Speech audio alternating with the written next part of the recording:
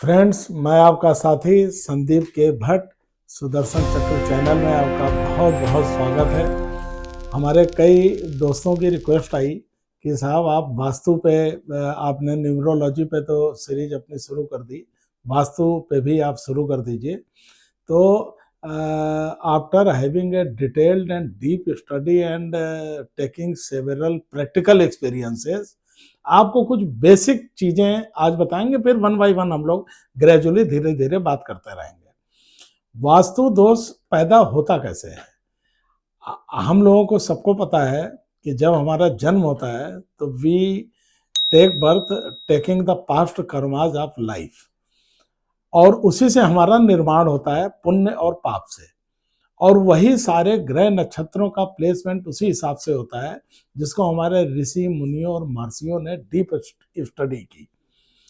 आप अपनी कुंडली में आपका जो पहला भाव है, आपके चंद्र कुंडली है जिसको लग्न कुंडली बोलते हैं, पहला भाव ईस्ट का होता है, सेकेंड और थर्ड भाव होता है नॉर्थ ईस्ट का, और फिफ्थ और सिक्स्थ होता है नॉर्थ वेस्ट, सेवेंथ हाउस होता है वेस्ट, फिफ्थ और नॉर्थ होता है साउथ वेस्ट, 10th हाउस होता है साउथ, और 11 एंड 12th हाउस आपका होता है south east. You must be fully sure कि अगर आपके कुंडली के इन हाउसेज में दोष हैं तो ये दोष आपके घर, आपके स्थान में 100% होंगे ही होंगे। और इन दोषों का इफेक्ट तब आएगा जब आपकी अंतरदशा और महादशा निगेटिव जोन में चल रही होगी। तब घर में भी जो वास्तु दोष हैं या ऑफिस में भी जो वास्तु दोष हैं वो इफेक्टिव हो जाएंगे। जब आपकी वो निगेटिव अंतरदशा महादशा आएगी तो जो कुंडली में आपके वास्तु दोष हैं वो इफेक्टिव हो जाएंगे, और आपको चारों तरफ से डिफरेंट प्रॉब्लम और दिक्कतें पैदा होनी शुरू हो जाएंगी। ये क्या है? This is only element balancing.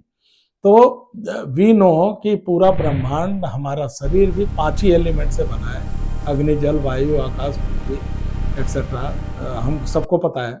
इन्हीं एलिमेंट को बैलेंस करना होता है। हमारे ऋषि महर्षियों ने सारी जोनिंग की और इसको निकाला कि कौन सा जोन किस एलिमेंट का है और किस जोन में कौन कौन सी बीमारियां और दिक्कतें पैदा होती हैं।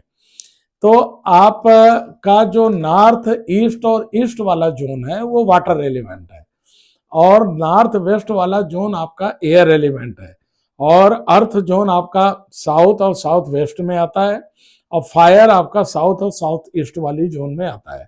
इसी जोनिंग के हिसाब से हम अपने चीजों का प्लेसमेंट करते हैं। इसी हिसाब से आपके आपके जो डिजीज होते हैं, तो ये नॉर्थ ईस्ट जोन में कफ पॉजिटिव, साउथ वेस्ट में कफ नेगेटिव, वात रोग नॉर्थ वेस्ट से, और साउथ ईस्ट से पित्त फायर अग्नि दोष संबंधी रोग उत्पन्न होते हैं। फ्रेंड्स, अगर हम लोगों ने अपने घर के मुख्य दरवाजे को सही पद पर रख लिया, हमारे घर के अंदर और घर के चारों तरफ 45 देवी देवताओं का वास है। अगर हमने कोई भी जोन डिस्टर्ब कर दी, किसी भी जोन को काट दिया, या जिस जोन में जो एक्टिविटी नहीं होनी चाहिए उस जोन में उस एक्टिविटी को कर दिया, तो हमको परेशानी तो होगी ही, और हमारा अपना केमिकल इम्बैलेंस गड़बड़ हो जाएगा, केमिकल बैलेंस गड़बड़ हो जाएगा।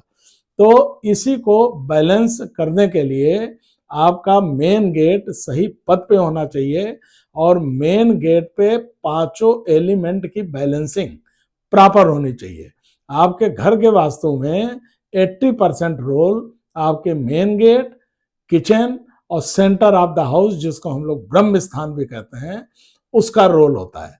ब्रह्म स्थान आपका सही प्रॉपरली प्लेस्ड है कि नहीं, और उसमें डिस्टर्बेंसेस और बीम और ये सारी चीजें आ रही हैं कि नहीं आ रही हैं, ये सब मेजरमेंट और उन सारी चीजों से निकल जाता है। एलिमेंट की अगर आपने बैलेंसिंग प्रॉपर कर दी तो आप बहुत सुखपूर्वक आनंद पूर्वक रहेंगे।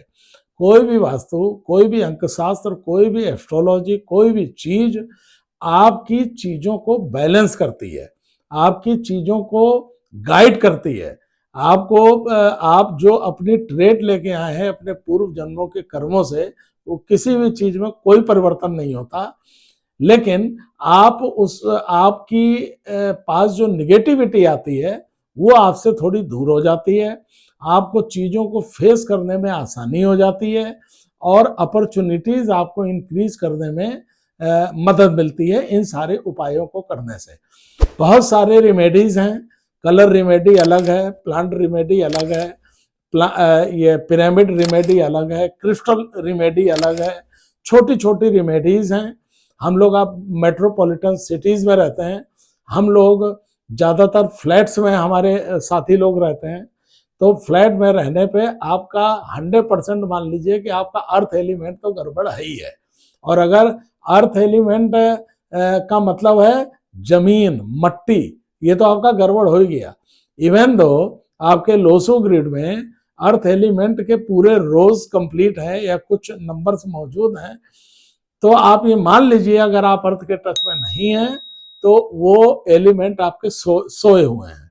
और earth element gives you stability. तो हमारा सबसे ये कहना है कि आप 5 मिनट, 8 मिनट, 10 मिनट घास, मट्टी वाली घास पे जरूर नंगे पैर चलें। सुबह चलें, शाम को। सुबह चलें तो अच्छा है, शाम को भी चल सकते हैं, दोपहर में भी चल सकते हैं। सुबह आपको उसकी अच्छी अच्छी बूंदें मिलेंगी। वास्तु के एक एक आइटम पे हम लोग धीरे धीरे बात करेंगे और हमारे बहुत सारे फ्रेंड्स इस पे अच्छी बेनिफिट ले चुके हैं हम लोगों के माध्यम से। और हमने जैसा आपको बताया हम लोगों ने कि हमारा सिर्फ कंसंट्रेशन आपकी हेल्प करना है। We are already professionals, cost accountant and company secretary. We are in practice since last 30 years. तो हम लोग जब तक चीज़ों को प्रूव नहीं हमारे सामने आ जाता या उन चीज़ों की डेप्थ स्टडी करके, रिसर्च करके जब तक चीज़ें इस्टेब्लिश नहीं होती, हम लोग कोई भी बात नहीं करते हैं। डिस्क्रिप्शन में हमारा नंबर दिया हुआ है, आप अपने कमेंट करें और आप वो करें, अपने फ्रेंड्स और इनको फॉरवर्ड भी करें और हम लोगों को गाइड भी करें कि आपको किन किन चीज़ों पे और इसकी गाइडेंस की रिक्वायरमेंट है। तो फिर से सुदर्शन चक्र चैनल में आपको देखने के लिए, आपने विजुअलाइज किया, बहुत बहुत धन्यवाद। फिर मिलते हैं। Thank you.